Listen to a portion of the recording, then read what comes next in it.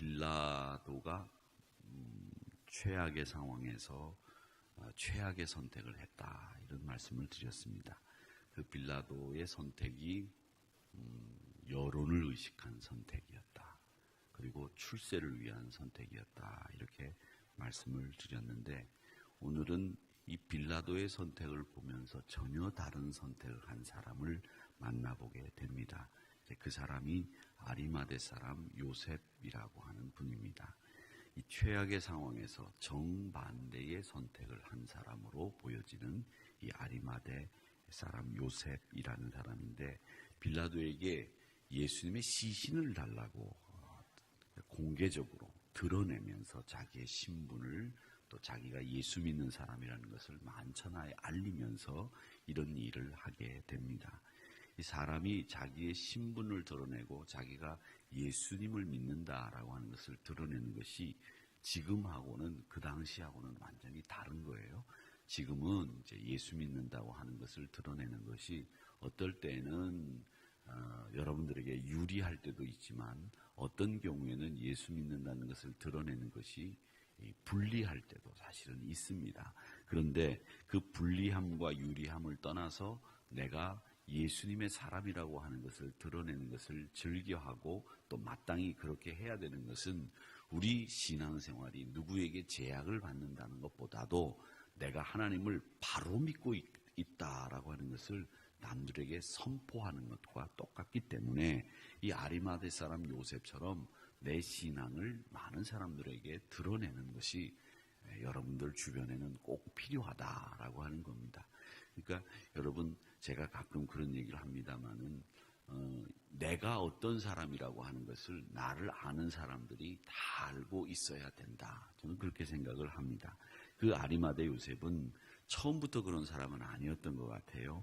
오늘 말씀에 보면 아리마대 사람 요셉이라고 하는 사람은 처음에는 예수 믿는 사람이라고 하는 것을 드러내지 않았던 사람인 것으로 우리가 알 수 있습니다.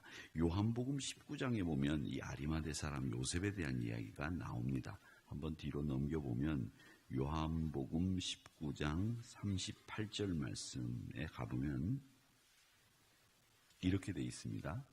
요한복음 19장 38절. 아리마대 사람 요셉은, 제가 읽어보겠습니다. 예수의 제자이나 유대인이 두려워 그것을 숨기더니 2일 후에 빌라도에게 예수의 시체를 가져가기를 구하매 빌라도가 허락하는지라, 이렇게 되어 있습니다. 그러니까 이 요한복음 19장 38절 말씀을 보면 아리마대 사람 요셉이 처음부터 자기가 예수 믿는다라고 드러내지 않았다는 거죠. 옛날 성경에 보면 어떻게 되어 있느냐면 이렇게 되어 있어요. 우리가 가지고 있는 개역개정 전에 개역 성경에는 아리마대 사람 요셉은 예수의 제자이나 유대인을 은휘하여, 이렇게 되어 있어요. 은휘라는 말을 쓰고 있었거든요. 옛날에는 굉장히 어려운 말인데 그 말을 유대인이 두려워라고 하는 말로 바꿔놨어요. 이제 쉽게 우리가 이해를 할 수 있는 말로 바뀌어졌는데, 이 요한복음 19장 38절의 말씀에 의거하면 이 아리마대 사람 요셉은 처음부터 내가 예수 믿는 사람이라고 하는 것을 다른 사람들에게 밝힌 사람이 아니라는 거죠. 예수 안 믿는 사람이라는 거죠. 제가 이제 한번 경험을 해본 적이 있는데, 이제 어떤 집사님의 중고차를 사는데, 집사님이, 우리 교회 집사님이 이제 중고차를 하시는 분이 있으셔서 집사님이, 목사님 제가 점심 식사도 사드릴 테니까 우리 식사도 할 겸 제가 중고차를 하나, 트럭을 사야 되는데 한번 같이 가시면 어떻겠습니까? 그래서 같이 간 적이 있어요. 그래가지고 이 집사님이 가지고 있는 차를 쭉 이렇게 보고 난 뒤에 마땅한 차가 없으니까 옆에 그 자동차 상사인가요? 거기 가가지고 그분에게, 우리 교회 집사님이신데 차를 사려고 하는데 내가 가지고 있는 차가 마땅치 않으니까 자네가 가지고 있는 차 중에 혹시 좋은 차 있으면 달라, 좀 팔아라, 이렇게 얘기를 했어요. 그랬더니 그분이 그러냐고, 집사님이, 우리 교회 집사님이 보고 같은 교회를 다니시는 분이냐고, 그렇다고 이제 그렇게 얘기하니까 그 차를 갖고 있다고 하는 분이 나서서 나도 순복음교회 다니는 집사인데 그렇게 얘기하는 거예요. 그러니까 우리 교회 집사님이 사러 간 집사님은 이제 처음 보는 분이고 우리 교회 집사님이 이제 거기서 중고차 상사를 계속 하시던 분이 아니 그 순복음교회 집사님이었어? 이렇게 얘기를 한단 말이죠. 그래서 제가 그 얘기를 들으면서 참 그러니까 지금까지 같이 일하면서도 내가 예수 믿고 내가 교회 다닌다는 걸 말하지 않고 직장 생활을 하신 거죠. 왜? 말하면 내가 거짓말한 거, 내가 또 다른 사람 속일 수 있는 거 이런 것들이 불편하다는 것을 알기 때문에 내가 교회 다니는 걸 직장 안에서 숨기는 거죠. 이게 바로 아리마대 사람 요셉이 한 일입니다. 은휘한 거. 예수님의 제자이지만 유대인이 두려워서 자기의 신분을 숨기는 일, 이런 일들이 우리 주변에서도 사실 많이 일어나고 있다라고 하는 것을 우리가 볼 수 있는데, 이 아리마대 요셉뿐만 아니라 이 아리마대 사람뿐만 아니라 나중에 요한복음 아까 읽었던 그 19장 39절에 보면 예수님이 돌아가시고 난 뒤에 누가 또 찾아오냐면 이 요한복음 19장 39절이 38절 39절이 참 재미있는 곳입니다. 39절 보면 제가 읽어보겠습니다. 한번 들어보세요. 일찍이 예수께 밤에 찾아왔던 니고데모도 모략과 침향 섞은 것 100리트라쯤 가지고 온지라. 이렇게 돼 있어요. 그러니까 100리트라라고 하는데 이 리트라는 무게 단위예요. 근데 무게 단위인데 한 100리터 정도 되는, 아주 리트라라고 하는 단위가 큰 단위거든요. 무게 단위 중에서. 그러니까 이 니고데모도 예수님이 밤에 찾아와 가지고 영생을 어떻게 얻습니까? 뭐 이렇게 얘기하다가 네가 어머니 뱃속에 들어가야 된다. 어머니 뱃속에 들어가야 됩니까? 아니다. 거듭나야 된다. 그 거듭나는 게 물과 성령으로 거듭나야 된다. 이 말씀을 듣고 돌아가서는 이 사람이 예수님을 드러내놓고 믿고 예수님을 드러내고 따르지는 않았다는 것을 알 수 있는 겁니다. 그러니까 요한복음 19장 38절 39절 말씀에 보면 이 아리마대 사람 요셉과 니고데모는 둘 다 예수님의 제자이면서도 겉으로는 예수님의 제자가 아닌 척하고 살았던 사람이었구나라는 것을 알 수 있다라고 하는 겁니다. 그러니까 여러분, 이건 뭘 얘기하느냐면 책임지지 않겠다는 얘기죠. 내가 내 생활을 책임지지 않겠다. 내가 예수 믿는 사람처럼 책임 있는 행동을 못하겠다. 이런 뜻이에요. 그러니까 우리 믿음의 사람들은 항상 신앙생활할 때 제일 중요한 게 뭐냐면 내가 내 이름에 걸맞는 책임지는 신앙생활을 할 수 있어야 된다는 겁니다. 목사라면, 장로님이라면, 권사님이라면 내가 내 신앙을 드러내놓고 거기에 걸맞는 신앙생활을 하는 것이 필요하다라고 하는 겁니다. 그래서 이 아리마대 사람 요셉이 이제는 예수님의 죽음을 통해서 자기 삶이 바뀌는 거죠. 이거 안 되겠구나. 내가 은휘하면서 숨겨놓고 내가 예수를 따르는 사람 되기보다는 공개적으로 예수님을 믿고 따라야 된다라고 하는 것을 깨닫게 된 겁니다. 그래서 자기의 무덤을 제공하고 빌라도에게 가서 오늘 말씀해 보니까 뭐라고 되어 있냐면 당돌히라고 되어 있습니다. 당돌히. 이 당돌하다는 말은 좋은 말은 아니죠. 나쁜 말입니다, 사실은. 그런데 예수님의 시신을 달라고 하는데 쓰인 말이 당돌이라고 하는 말을 썼는데, 이건 뭐냐면 보통 사람들은 예수님의 시신을 빌라도에게 가서 달라고 할 수 없는 상황이에요. 왜? 죄수기 때문에. 죄수의 시신은 함부로 가서 누가 달라고 하면 그 죄수의 죄와 동일한 사람 혹은 그 죄수의 가족으로 생각이 되어서 불명예를 뒤집었을 수 있는 일이 있기 때문에 이 죄수의 시신을 달라고는 하진 않죠.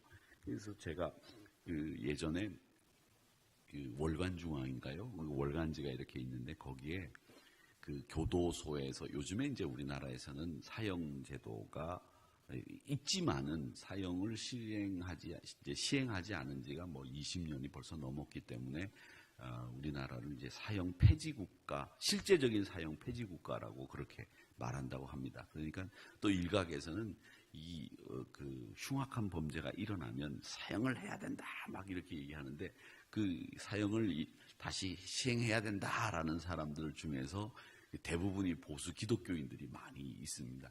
그리고 아시는 것처럼 여러분들 그 미국의 유명한 그 사형 했던 일이 있었습니다. 그때 그 텍사스에서 그런 일이 있었는데 그때 이제 대통령이 누구였었느냐면 바로 아버지에 이어서 대통령이 됐던 그 유명한 사람이 주지사로 있을 때에 이 사형을 시행을 해가지고 교황까지 하지 말아달라고 했던 그 사형을 집행을 해가지고 막 생방송으로 중계가 됐던 그런 적도 있었는데 이 사형을 우리나라에서도 시행을 할 때는 이제 법무부 장관의 명령이 떨어지면 이제 사형을 시키러 이제 교도관들이 이 사형수에게 간답니다. 이렇게 가면 그 사람이 직감적으로 벌써 내가 오늘 죽는 날이구나라는 걸 안돼요. 이제 그렇게 되면 이제 사형장도 오래간만에 이제 청소도 하고 이제 깨끗하게 이제 하고 이제 교수형으로 우리나라는 사형을 시키지 않습니까? 그런데 그 교수형을 시키는 그 밧줄이 마닐라 삼으로 만드는 거래요. 그 앞에 필리핀에서 나는 이 마닐라 삼이 아주 질기고 아주 참 끈을 만들기엔 좋다고 합니다. 그런 걸로 만들어져 있고 마지막으로 그 사람이 믿는 종교에 의해서 신부나 목사나 이제 뭐 승려가 들어가서 마지막 이야기를 듣고 이제 사형을 집행을 하는데 대부분 사람들은 사형장에서 자기가 잘못한 사람들이라면 잘못했다고 내가 잘못 살았다고 그렇게 얘기를 한답니다. 그런데 그 교도관들 중에서 어떤 분들의 얘기는 사형당하는 사람이 끝까지 자기가 잘못하지 않았다라고 했던 사람이 한 사람 있었다는 거예요. 그래서 그 사람이 지금도 마음에 걸리고 또 이 사형장에 그날 일하는 사람으로 교도관들이 뽑히지 않으려고 한대요. 서로. 그래서 그걸 제비 뽑아가지고서 돌아가면서 하든지 그걸 어떻게 해서든지 피해보려고 한다는 거죠. 그 누가 좋겠어요. 다 싫겠죠. 그런데 문제는 뭐냐면 오늘 말씀드리려고 하는 것은 사형이 집행이 되고 난 뒤에 사형수의 그 시신을 누구도 안 가져가는 경우가 거의랍니다. 가족들이 와서 가져가는 경우가 거의 없대요. 그래서 가매장을 해놨다가 가족들이 없으면 그냥 공동으로 그냥 화장을 해가지고 처리를 해버리고 말아버린다는 거죠. 그 부분에서 좀 가슴이 아픈 거죠. 왜 가슴이 아프냐 하면 그 사람들이 살아서는 그런 가족들의 사랑을 받았겠느냐. 그런 사랑을 받지 못했기 때문에 결국 그렇게 죽어서 그 시신도 찾아가는 사람이 없는 죄수가 되고 말지 않았는가. 그렇게 생각하면 그분들이 우리 사회가 그런 사형수로 만든 것 아니겠는가 이런 생각을 해봅니다. 근데 오늘 예수님의 시신을 아리마대 사람 요셉이 가서 당돌하게 달라고 했다는 겁니다. 이 말은 뭐냐면 이 아리마대 요셉이 이 세상에서 가장 귀한 것으로 예수님을 드리도록 예수님께 헌신했던 사람, 드린 사람이 바로 아리마대 요셉이라고 하는 사람이다라고 하는 것을 알 수 있습니다. 제가 이 지명을 얘기하면서 이 이스라엘 사람들의 무덤은 어떻게 쓰느냐. 우리나라는 무덤을 쓸 때 땅을 파서 무덤을 쓰죠. 그리고 이 무덤을 쓴 자리를 다시 쓰는 경우는 없습니다. 거의 없습니다. 그래서 이 땅을 파서 무덤을 쓰고 이장을 해나간 자리에 그렇게 다시 쓰지는 별로 않습니다만은 이스라엘 사람들은 동굴에다가 갖다 우리가 동굴의 문을 막았잖아요. 이스라엘 사람들의 장례는 어떻게 하느냐면 그 가족묘가 있다면 그 동굴을 가족묘로 쓰는 겁니다. 그래서 누가 돌아가시면 그 동굴에다 갖다 모셔둡니다. 그리고 2년이고 3년이고 둬요.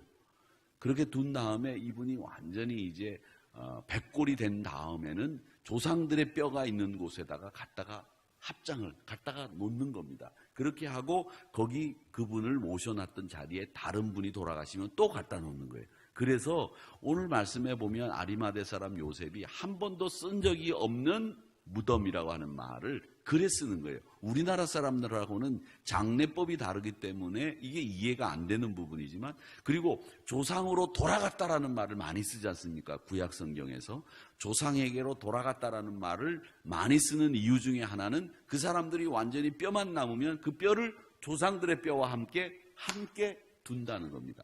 그래서 이 캐더린 스톤에 가보면 머리뼈는 머리뼈대로 해골만 쫙 모아놓고 또 이 대퇴부뼈는 대퇴부뼈대로 쫙 모아놨어요. 그분들이 누구냐면 2000년 동안 그 캐더린 스톤에서 수도했던 수도사님들의 유골이에요. 그걸 많이 모아놨는데 2000년 동안 얼마나 많이 계셨는지 유골이 말이죠. 이 천장보다 한 2배 정도 되는데 꽉 찼어요.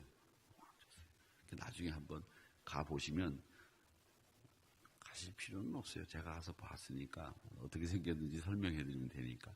보실 필요는 없는데 그렇게 돼 있다는 말입니다. 그러니까 우리나라와 장례 풍습이 다르기 때문에 그렇게 한 번도 쓴 적이 없는이라고 하는 말을 하고 있다라고 하는 겁니다. 그러니까 평범한 사람들은 누가 사용한 무덤을 잘 정리해서 그분이 비껴나가면 그 위에 또 모시는 관습을 가지고 있었다라고 하는 겁니다. 자, 그런데 여기 예수님이 아리마대 사람 요셉에 의해서 한 번도 쓴 것이 없는 무덤을 썼다라고 하는 말을 보면 우리가 예물 중에서 제일 귀한 예물을 어떤 예물로 봅니까? 하나는 흠이 없는 예물, 그리고 하나는 첫 번째 예물을 가장 좋은 것으로 따집니다. 그러니까 아리마대 사람 요셉은 자기가 가지고 있는 재산 중에서, 자기가 가지고 있는 부동산 중에서 가장 귀한 것을 예수님을 위해서 드린 사람이 되었다라고 하는 겁니다. 그러니까 이 사람이 예수님의 죽음을 준비한 사람이었구나. 막달라 마리아, 이름 없는 여인이 나드 향유를 준비해서 예수님의 장례를 준비했듯이 아리마대 사람 요셉도 예수님의 장례를 준비한 사람이구나. 그런데 그 준비가 무엇이었느냐? 제일 첫 번째 것, 그리고 한 번도 쓰지 않은 것을 통해서 예수님에게 드렸구나. 이렇게 이야기를 하는 겁니다. 여러분, 우리가 여기 쓰고 있는 이 물건들을 뭐라고 그러냐면 성구라고 합니다. 저 피아노도 우리 교회에 있으면 저게 성구고 세종문화회관에 가면 저건 그냥 피아노밖에 되지 않습니다. 이 교회 안에 있는 건 다 성구가 되는데 그 성구라고 하는 말은 거룩하게 구별되어 하나님을 위해 쓰이는 물건이기 때문에 성구라고 하는 겁니다. 이것도 컵인데 이것도 사실은 이 교회 안에서 쓰이면 이게 성구라고 하는 겁니다. 그래서 거룩한 물건이라고 해서 교회에서 쓰는 물건들은 옛날 어른들이 항상 조심하고 그리고 간절한 마음으로 닦고 아끼고 그렇게 썼던 것들이 성구라고 하는 겁니다. 이 성구, 예수님을 위해서 자기의 동구를 성구로 바친 사람이 아리마대 사람 요셉이었는데 그 성구는 뭐였느냐 하면 첫 번째로 쓰는 거, 그리고 깨끗한 거, 흠이 없는 것, 그리고 제일 먼저 쓸 수 있도록 드리는 것, 그걸 아리마대 사람 요셉이 우리에게 보여준 셈이 되었다라고 하는 것을 알 수 있습니다. 그렇다면 여러분, 우리가 드리는 것 떠나서 제일 중요한 건 뭐냐면 하나님 앞에 내 마음을 드리는데 여러분의 마음, 흠없는 마음을 드리시기를 축원합니다. 그리고 여러분, 내년에는 새해 첫 결심과 생각은 뭐냐? 주님을 위해서 내가 헌신하겠습니다. 충성하겠습니다. 이런 마음 가지고 살아가는 것, 이게 아리마대 사람 요셉을 통해서 배우는 교훈입니다. 우리 사랑하는 성도 여러분, 새해 여러분들의 흠없는 마음을 주께 드리시기를 주의 이름으로 축원합니다. 그리고 새해 여러분 벽두에 제일 먼저 해야 될 일은 뭐냐? 주를 위한 일, 내 마음에 가장 먼저 닿는 그 일을 주님을 위해서 하는 것이 필요하다라고 하는 것을 아리마대 사람 요셉을 통해서 배우는 저와 여러분이 되시기를 주님의 이름으로 축원합니다. 아버지 하나님, 재물